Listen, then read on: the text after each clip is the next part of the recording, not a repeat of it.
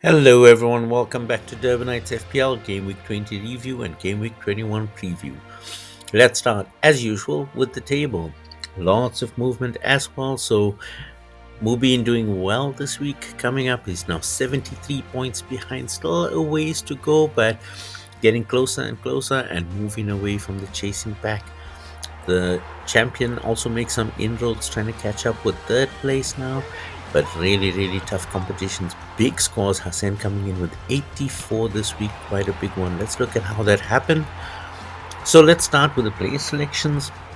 Still three staples this week: Cole Palmer, Mo Salah, and Alexander Isak, chosen by majority of the managers. But the differentiators this week: strikers up front, Johan Wissa, 8%, so just one manager out of 12 playing him.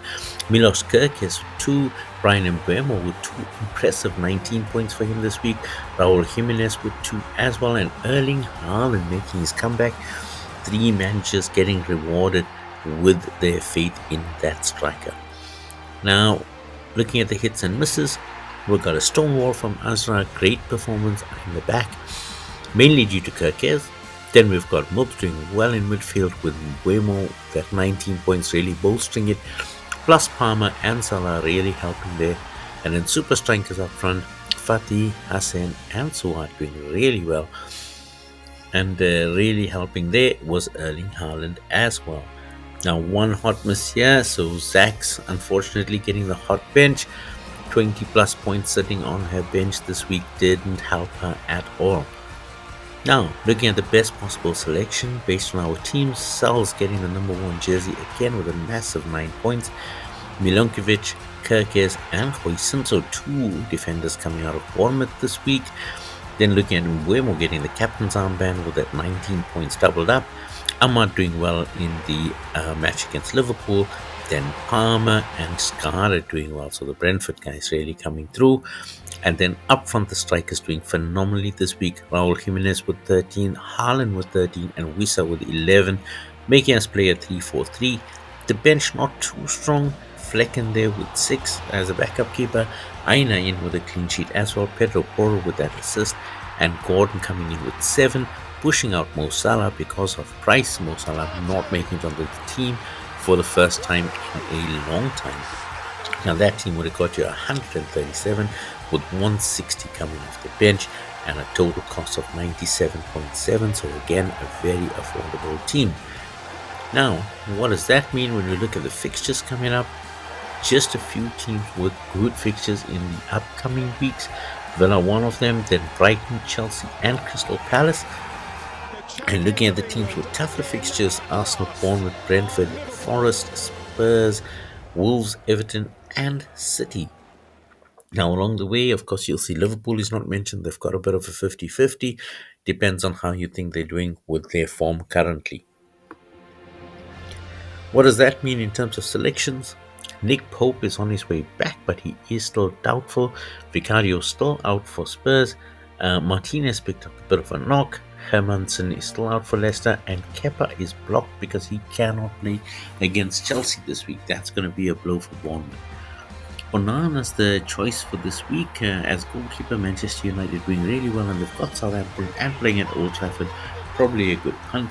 And then you've got Sanchez for Chelsea, Henderson from Crystal Palace, and Leno from Fulham as the options to choose from.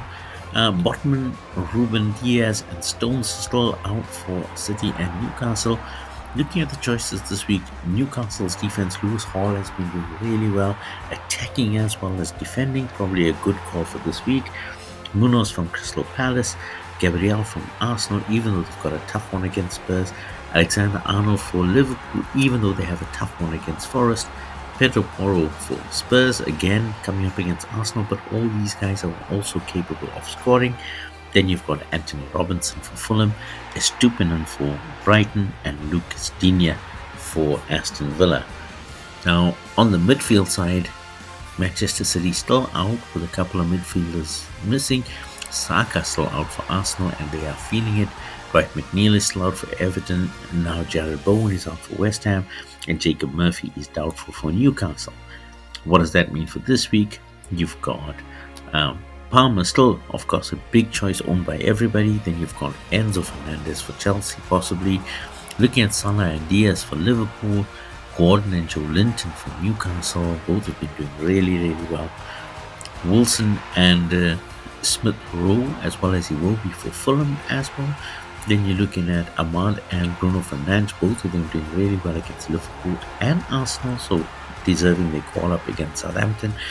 And then Rogers is back against Villa, so he is for Villa. He's now served his suspension and he's coming back. So that's Morgan Rogers and Leon Bailey, of course. Villas have a bit of an issue with their midfield currently with a few injuries, so possibly he will play. And now calling in from Manchester City, Savio or Savinho. So if you're looking for a midfielder who has been making an impact for City, this guy is one to watch. Now looking at the forwards coming out, Richarlison still out, as is Callum Wilson, both probably going to miss most of the season. Alexander Isak has picked up a knock. He is doubtful, so he's got a hamstring pull. Let's see how that goes. João Pedro also picked up a knee injury, so he's currently doubtful for Brighton, as is Gabby Jesus and Rodrigo Muniz. Now, what does that mean? Slim pickings then. You've got Haaland in Manchester City that is coming back to form. Not sure how he'll perform this week. Then you've got Isak, of course, even with him being doubtful, is about 75% chance of him playing. You want to take a chance with him on Newcastle versus Wolves. Then you've got Nicholas Jackson, who hasn't been doing it in the last few weeks, but hopefully will pop in again with a performance. Raul Jimenez from Fulham, who's been doing really well. Cody Gakpo, if you favour Liverpool against Forest. Chris Woods, if you favour Nottingham Forest against Liverpool. And then the Villa pairing of Watkins and Duran. Duran, having served his suspension, is back. And Danny Welbeck, possible that he will play in the absence of João Pedro. João Pedro might just get limited minutes coming into that. So that's what we have for this week. A quick update as I'm on travel. A good midweek game week. So let's see how that goes. And looking forward to hearing your comments. Please don't forget to like, subscribe. Let us know what you want to see on the channel. And good luck for the week ahead. And we'll catch up on the weekend. So long for now.